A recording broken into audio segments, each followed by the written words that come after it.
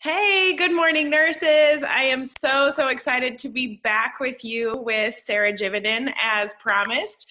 Last week, we talked about her bouncing back from burnout story, which is a great story with some amazing takeaways. If you have a chance to go take a look at that, please do. This morning, she's back to talk about how she is a nurse nurturing other nurses through her Nurse Mom blog. So, Sarah, welcome back. And could you just give the nurses just a brief little snippet of your burnout story and how that sort of led you into supporting nurses through your blog? Sure. So I've been a nurse for a little over 6 years now. I started as a second career nurse. And I found that after about 2 years that I was starting to experience burnout. And I just, there were some things, and I'm sure many nurses can relate, but you get into some habits and, nursing is not easy. It's very hard. You're on your feet, you're, putting everybody's needs before your own. And, I found, quickly into my career, once the hormones started to wear off, that I was super burned out, and I was like, how am I supposed to continue through a whole career feeling like this all the time? Because it just doesn't really go away. So I did some thinking, and I used to write a long time ago, and as an outlet, I started writing about it and trying to come up with solutions that would work for me, as a hope that it would inspire myself, basically. So that's kind of my thinking behind the blog was, I want to be, write as a nurse, but as kind of more of a nurse advocate to help encourage nurses to take better care of themselves so that we can give better care to our patients as well. Yeah. And what's the title of your blog? It's called Mother Nurse Love. So mothernurselove.com. I went back and forth over the title. I was thinking about this last night forever because it's so hard to come up with the title, but I think that kind of, it's like Mother Nurse Love, like my two, things that I love to talk about the most pretty much are being a nurse and being a mom. So awesome.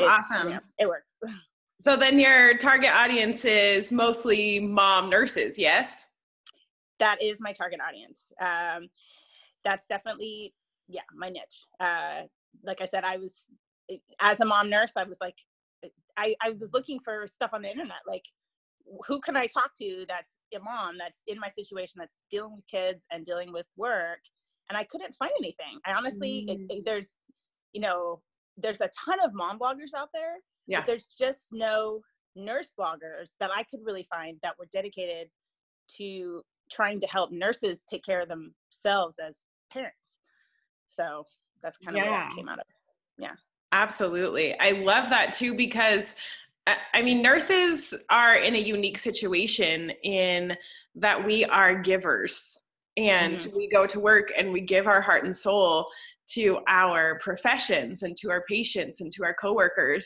And then when you add that element of children or a spouse or a significant other on top of that, you go home and you give more. And really, if you can't figure out how to give from a cup that's full, you end up exhausted and burnt out. And I know that, me personally, I live about 35 minutes away from where I work. And I love that drive time, because it gives me a half an hour to just recenter myself, because the last thing I want to do is take, the crazy morning of the home stuff into work and let that frazzle my day. And then I don't want to bring that crazy work stuff home and let that flow into my evening routine, because they really are separate worlds, and really they deserve to be processed and, sort of dealt with separately. And so I love that you really focus on specifically the nurse mom, which is incredible, because it's like you said, you go to find information about people who are in your situation and it's just not out there. And I feel like part of that is because as nurses, we somehow have this misunderstanding that we are the strength, we are the rock, we are, we're the heart and soul of our profession, and we can't be suffering. We can't be perceived as, weak in any way. And because if we are, it somehow makes us less than. And I think that's really so amazing that you're really addressing that, because it's a huge misunderstanding. And, if anything, we're at higher risk than other professions for burning out and for struggling. And the struggle doesn't have to be, we don't have to suffer in silence. There are so many of us that are nurses and are moms and who really need each other's support and insight and, a place to find ideas on how to problem solve these big things that we kind of try to deal with behind those doors. Yeah. So tell me about some of your sort of blog topics.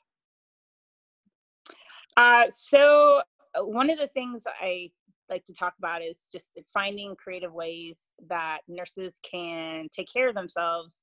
Well, nurse moms can take care of themselves with super crazy schedules, like work-life balance. I've made a few changes in my career that I write about, and just suffering from burnout and, being as busy as we are as nurses and as moms, you kind of get in this rat race of, you're just going. You're not even stopping to think like, gosh, is this even working out for me?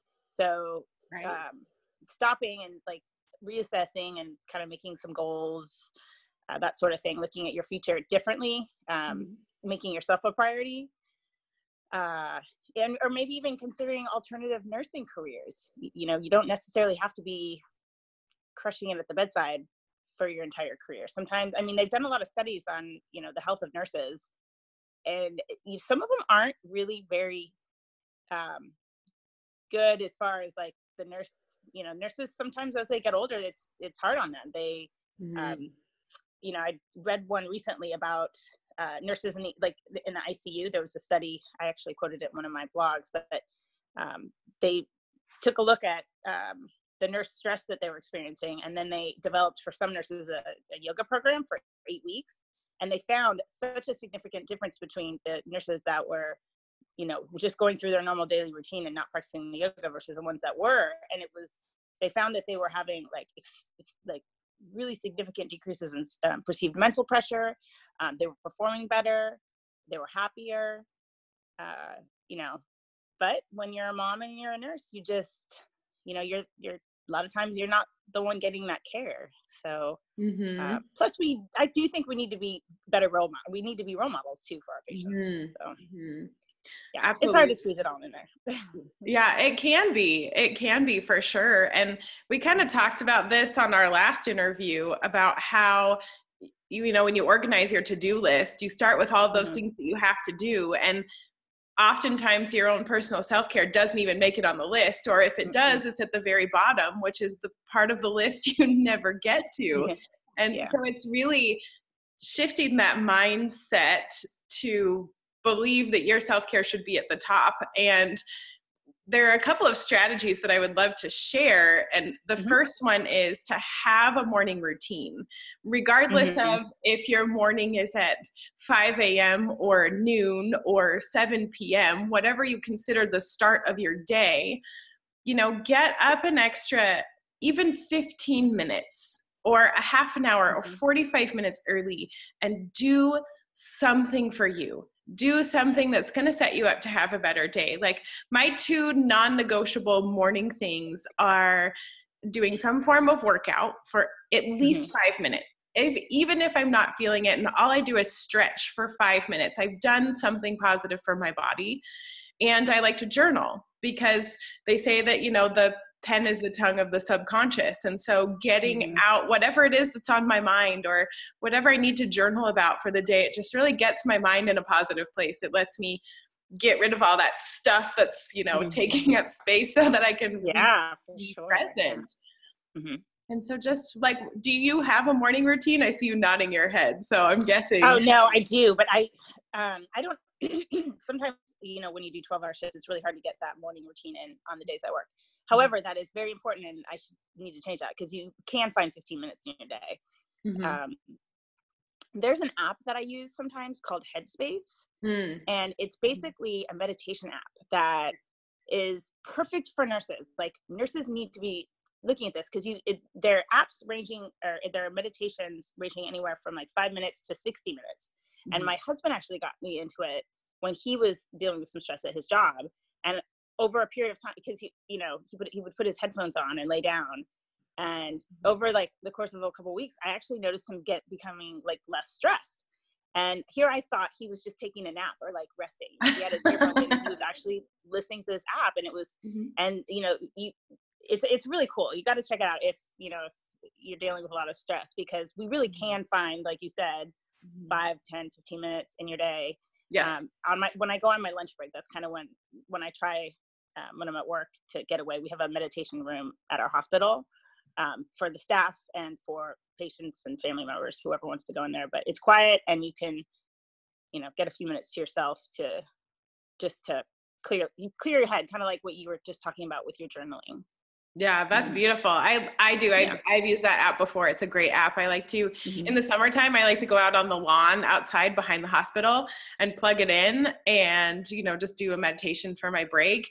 But I find that depending on how long it is, sometimes I might fall asleep. So I always set a timer so that I make sure that I'm, back to work when I need to be. And when I make an effort to do that, when I make that a priority, it makes a tremendous difference. And we also talked about on our last interview how these things are small, like 5 minutes of exercise, 5 minutes of plugging into a meditation is not hard to do. But it's also not hard not to do. It just depends on the experience that you really want in this life. And, it's 5 minutes. You can do 5 minutes. Absolutely. Absolutely. Yeah, that's what's so great about it. It's like, you really don't have an excuse to not do something for 5 minutes. It really, and just to like reset your brain a little bit. Yeah.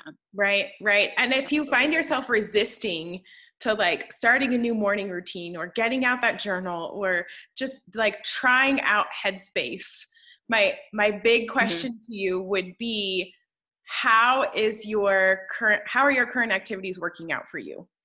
And are you experiencing the levels of peace and present and less stress and health that you really want to be? And if the answer is no, then I would really, really, really, truly encourage you to just go try these small things. They're small things and you can do it. Yeah. And on another note, when you don't take 5 minutes to like reset your brain, that's when you get in these habits of like, you're just going, and you're not really like thinking. Because people feel stressed, but they don't really know why. They're, a lot of nurses and moms are like, God, I just don't feel good today. There's some weight on my chest. But they never really get the space to think about that. And like we talked about this the other day, just do just a few minutes of soul searching. Sometimes you're like, gosh, if you just give yourself a minute to stop and think and, clear your head, you can actually pinpoint what it is that you need to do to help yourself feel better. Absolutely. Yeah. One of my favorite journaling exercises for those moments when you're just like feeling all sorts of ick and you don't know why is I just take a piece of paper and a pen and I write WTF ? Exclamation mark at the top of my page. And I just like let it free flow, like whatever decides to come out, like will come out. And I always feel so much better. That alone, just like asking myself that question really gives me that opportunity to be like, totally. That is really a good idea. I need to actually do that. I have not tried the journaling in the morning. I thought I really should, because that would be nice. You're like, I just vented it, I vented it, got it off my chest for a minute. Yep. And depending on what comes out, sometimes I'll rip it out and like tear it up and throw it away as like a relief type thing. And sometimes I'll just be like, I don't want anybody seeing this because it's like the deepest, darkest of all the ugly, but it needed to come out. Yeah, that's therapeutic right there. That's like cathartic. You're helping yourself. So yeah, absolutely. Wow, and it's super simple. It's just like that guiding question, like WTF, and like let it flow. So good. Yeah. So there were a couple of blogs. Of course, my eyeballs didn't pick out any immediate like nurse mom blogs, but I did see a couple that really sparked my interest that I would love for you to talk about. Sure. And the first one was Nurse Life: How to Achieve a work-life balance. And I mean, I guess I stand corrected. That really is about being a mom too, because you have to really juggle all of those roles. So I would love for you to share a little bit about that blog in particular, because the tools are freaking awesome. Thank you. Yeah. Again, pretty much everything I write has to do with like me trying to figure out like, how can I help myself? And putting it on paper, I guess it's kind of like journaling in a way, but it kind of helps me clarify things for myself too.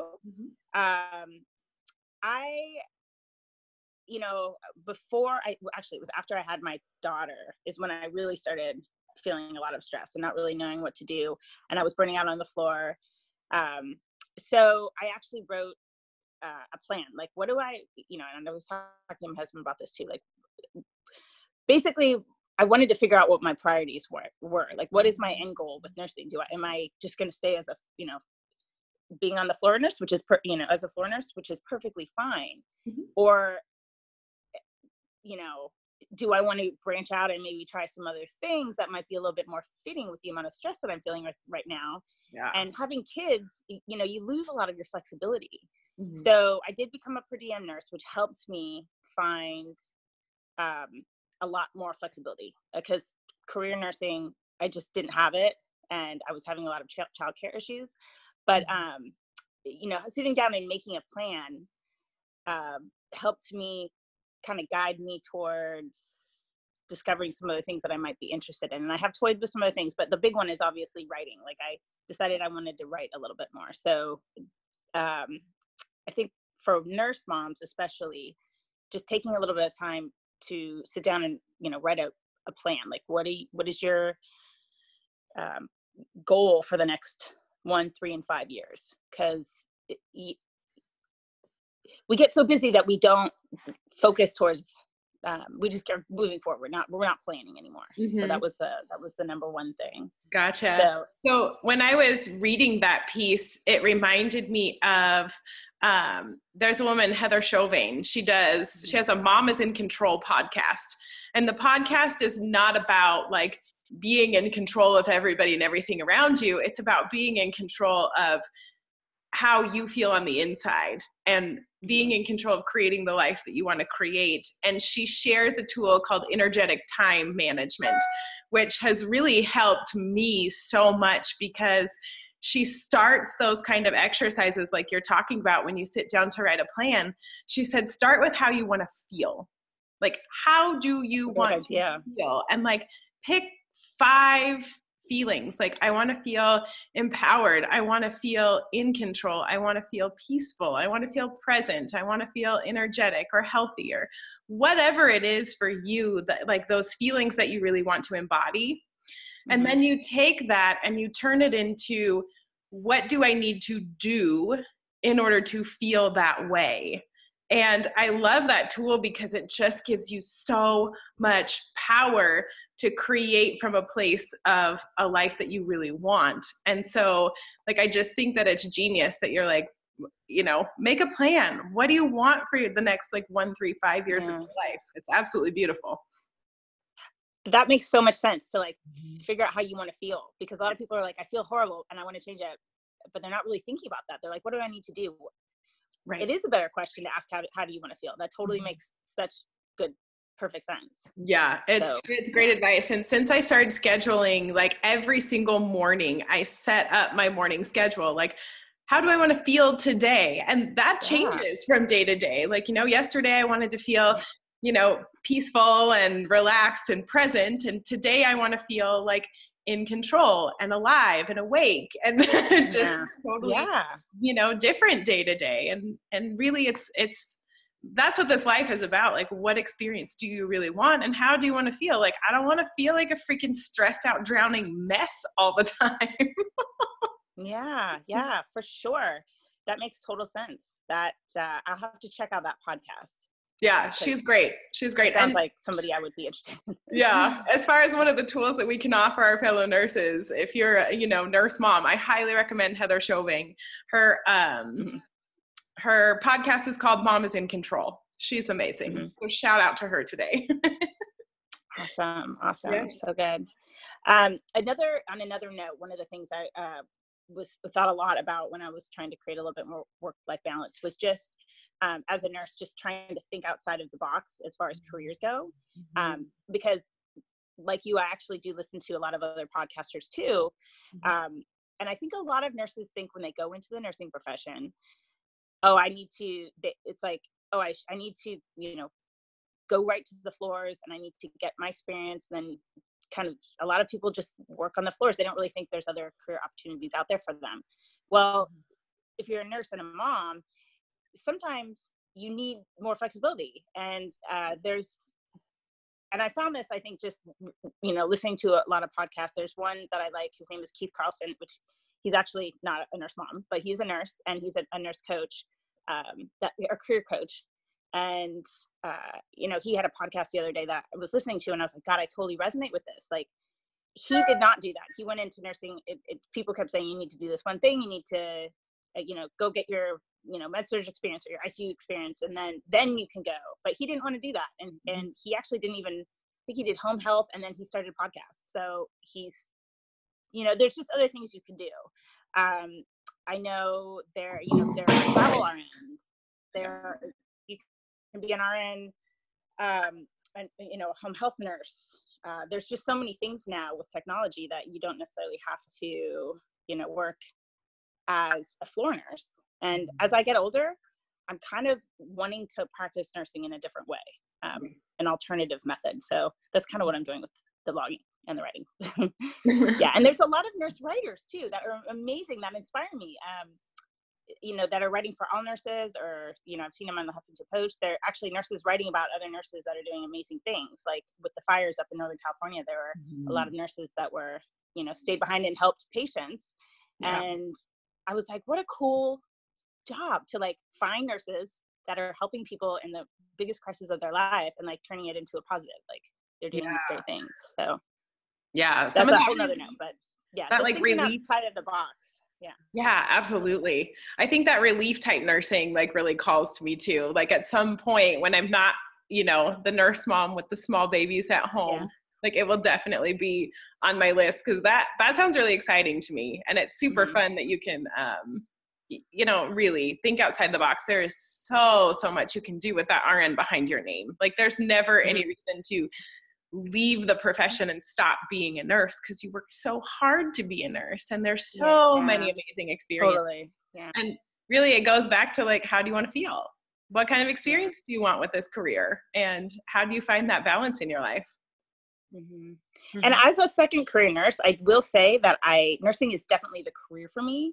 Right now I am, I do work at the hospital and I do the blog, but I want to call myself a nurse. I want to call myself an RN. I don't want to like change my whole life around. I just need to find more creative ways to make it work. Absolutely. Absolutely. And those ways exist. Absolutely. Yeah. So another one of your blogs that I loved that also caught my eye was self-care for the 12-hour shift. And I think that one is really important, because those 12-hour shifts are a lot more exhausting than we are sometimes willing to admit. And it is super easy when you are at work for 12 hours. I mean, I worked in the ER for 8.5 years, and I described my day as I would go to work, I would light my hair on fire, and I would run around for 12 hours. Pretty much. Yeah. So I love that you have some strategies for, working that 12-hour shift. So tell us a little bit about that. Yeah. So being a nurse in the hospital, I mean, because as a resource nurse, I've been able to work on a lot of different units. And I know a lot of nurses are like, oh gosh, this has got to be the hardest unit. And, they think their own units are the hardest. And I say every time, I'm like, every single unit is the same way. They're all crazy. They're all, have their own unique challenges, and, they're all unique specialties. And, what's easier on one unit, maybe, harder on another, but there's different harder things on that unit. So there's no nurse that has an easy 12-hour shift. I don't really feel like that really exists. No. They're crazy. Hospital administration is expecting more of nurses now to, they're trying to, hire less nurses and give nurses more work. There's just always more work. So it's not going to be getting easier, unfortunately, for nurses, at least in California. And I'm sure that's true for other nurses across the United States as well. Yeah. So the only thing that we can do is take better care of ourselves, which we don't. Like you said, nurses, it's like you forget to feel that you need something. Like you're just so used to everything else that you get used to feeling kind of crappy.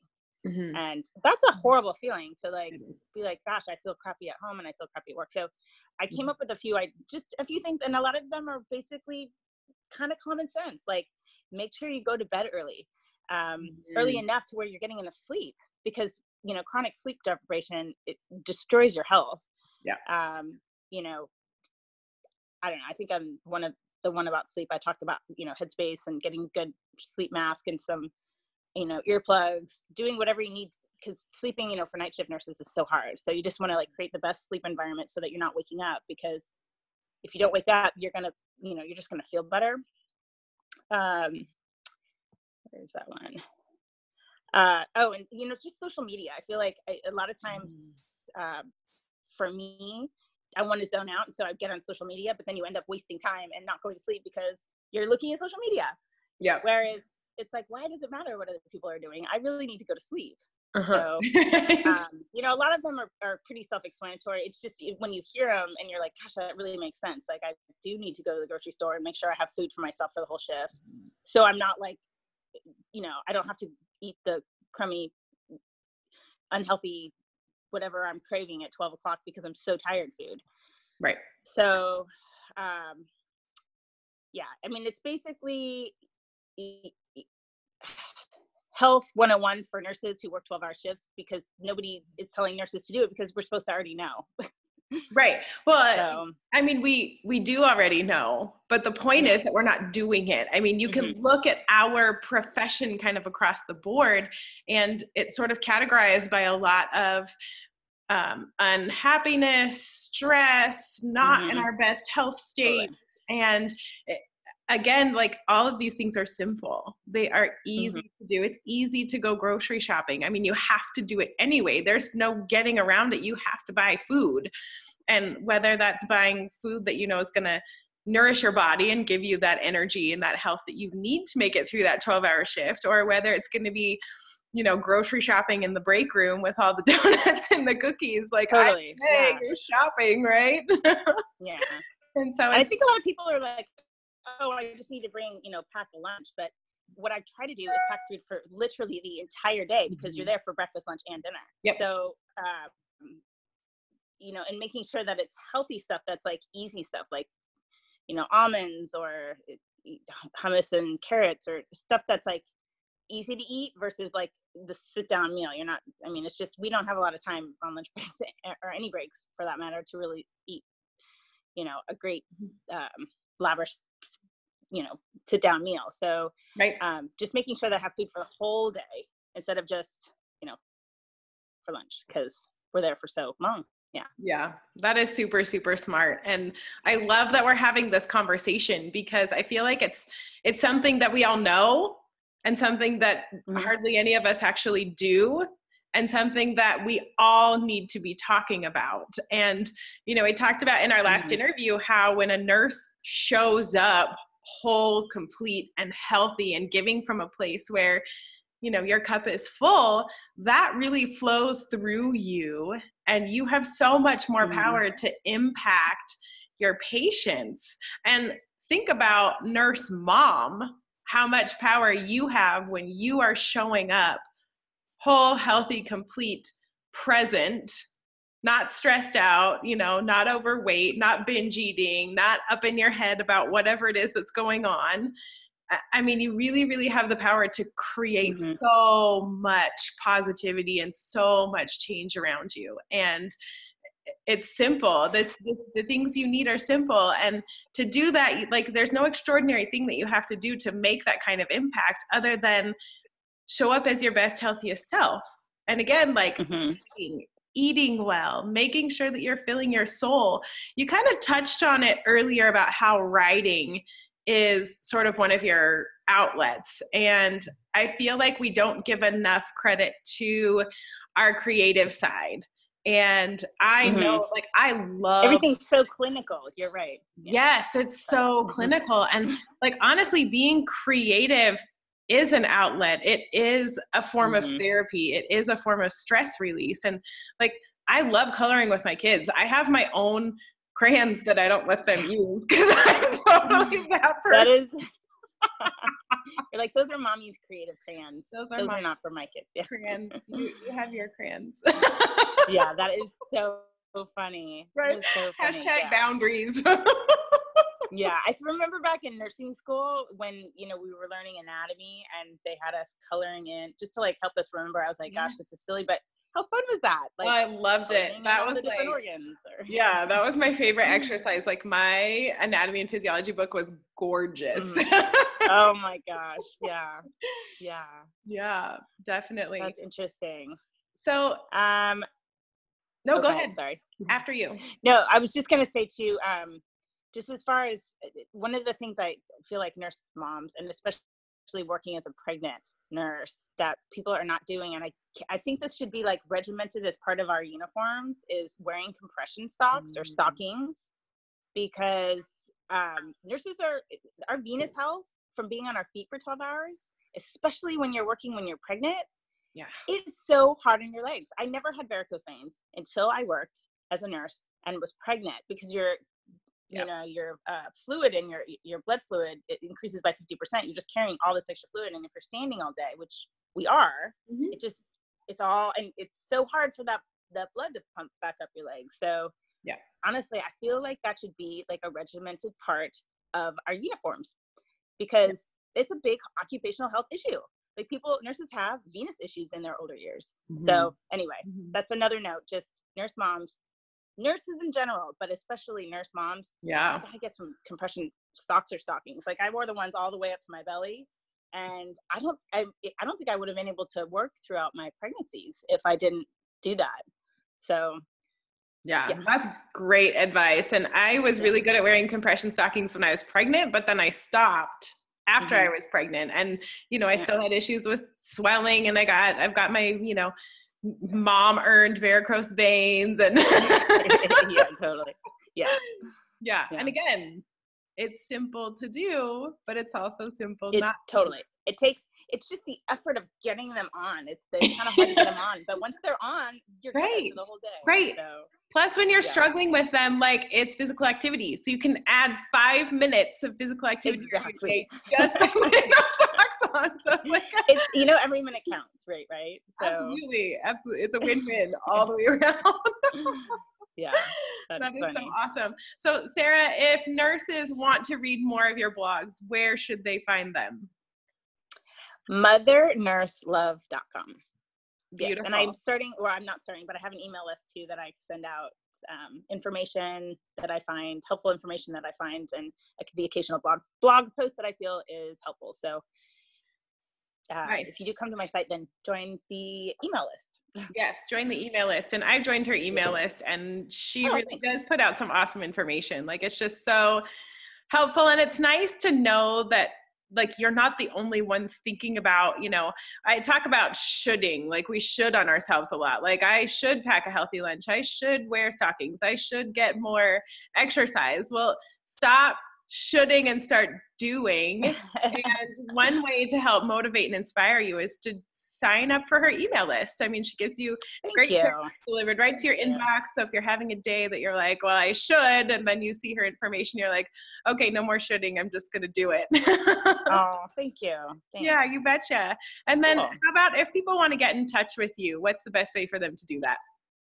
Probably I have a contact me on my website. My handles, all my social media handles are Mother Nurse Love. So you can find me probably through any Facebook or anything like that. But you can leave a comment on my site or send me an email through my website.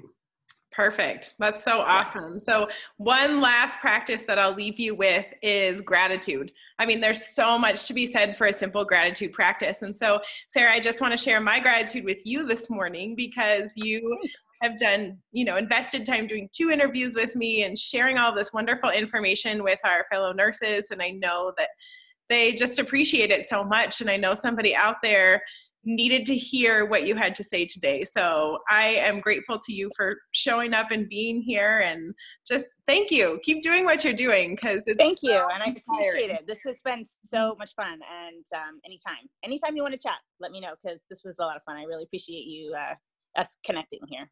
Yeah, absolutely. I feel the same. All right. Well, thank you so much. And nurses, go out and have an amazing day. And remember, just do those simple things to take care of yourself. And you don't have to do 10 of them all at once. Just pick 1 or 2 things that you're going to do for yourself today. And I guarantee you, when you start doing those on a consistent basis, it's going to create a compound effect. Not only is it going to create great results for you in the future, but it's going to motivate you to add more of those small things into your daily routine. So I love you all. You're amazing. Keep doing what you're doing, and take care of you.